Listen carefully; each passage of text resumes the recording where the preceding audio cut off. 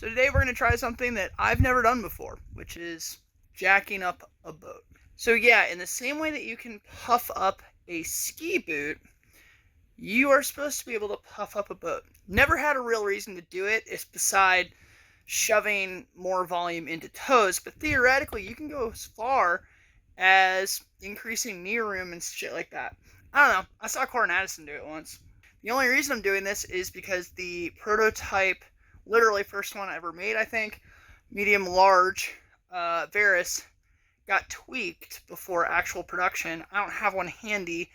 Love this prototype anyway, and want to be able to keep paddling it. So, perfect opportunity to try this out. So basically the problem is that in this prototype, I mean, this is why you make prototypes, this curve is just like a little too flat.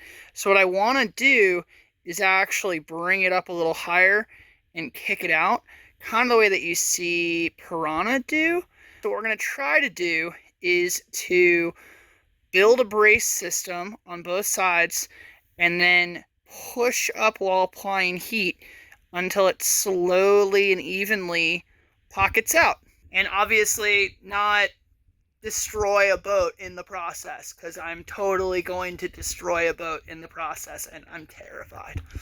So for starters, I have this 2x4 which is cut to roughly fit in the knee pockets.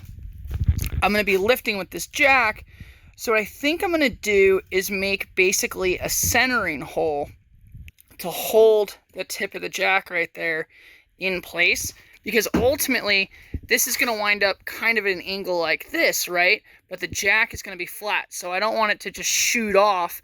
I want to have a solid anchor point where the jack is going to be stuck there. So this Forstner bit looks pretty close. That should be perfect. Okay, well, there you go. That is the beginning of what could be a disaster. We're gonna kind of just figure this out together, I guess.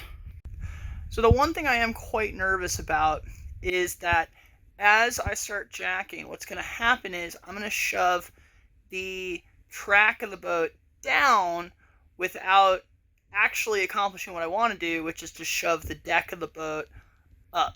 So I'm going to grab a couple measurements based off of the screws right here, because those should not go anywhere. So I'm basically going to measure from the screw all the way to there, because that little V-notch right there should be what I'm lifting. So if I go from the inside from there to there, we should be kind of seeing the distance move, versus if I just measured from the track up, I wouldn't know what's moving relative to what.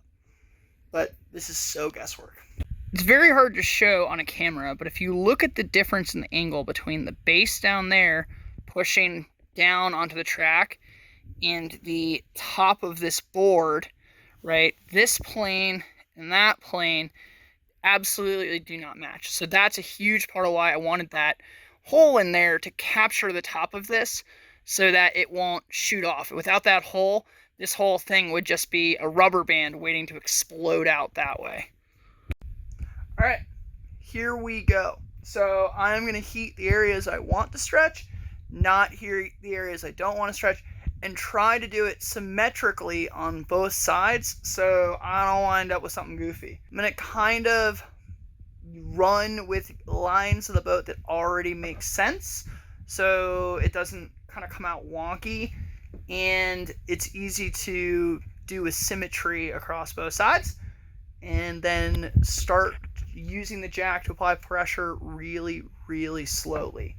Very important I don't overstretch and basically blow the 2x4 through. Very important that I don't structurally weaken the boat just by kind of overheating as well.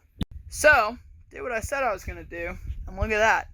This thing was completely wedged in, barely fitted when I started. I've already, just by kind of overshooting and then let it pop back, wound up at plus ½ inch.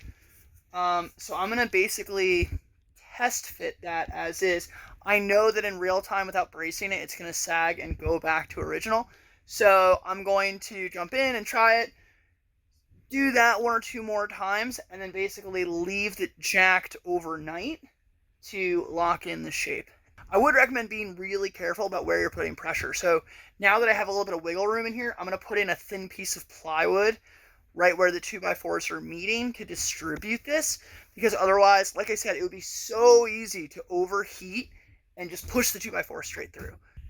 So for round 2, we got a chunk of ply under each side, and what it is basically doing is running there to there. So what I'm going to do now is heat in this area, because when my leg comes up, it basically is getting pinched right below that ratchet.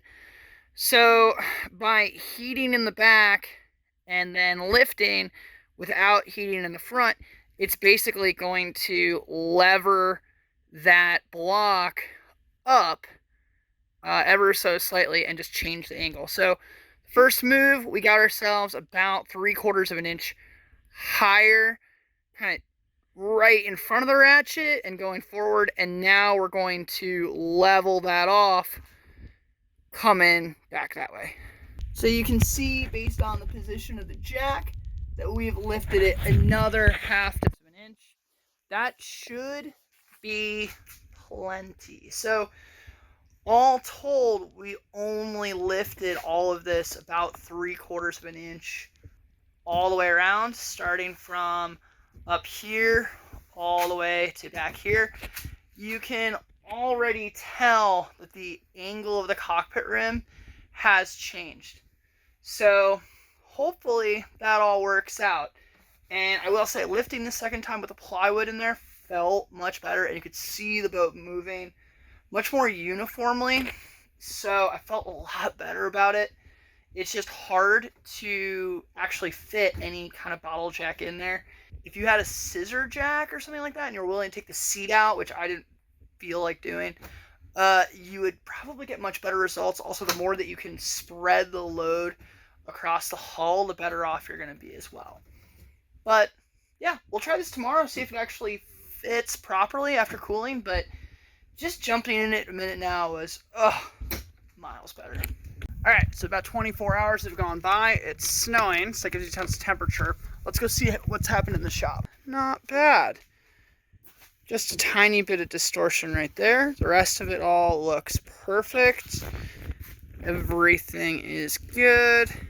The thing I'm going to be curious about is when I loosen this, how much distortion are we actually going to see? So, let's rip it apart. There she is.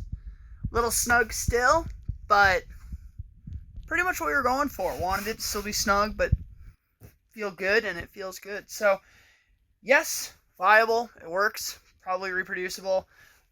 Would it maybe smush and try to go back to its original shape over time? Definitely. It definitely will. So it's something you have to be cautious of. And why you want to leave this blocked up for at least a day when you do it and let it get fully cooled off. Ultimately, not that hard. A little scary. Not that hard. Not something I would do with a brand new boat. That is for sure. But it works. And again, you know, the only reason that I had to do it was because prototypes are prototypes. So, yeah. Sick. I'm stoked that worked.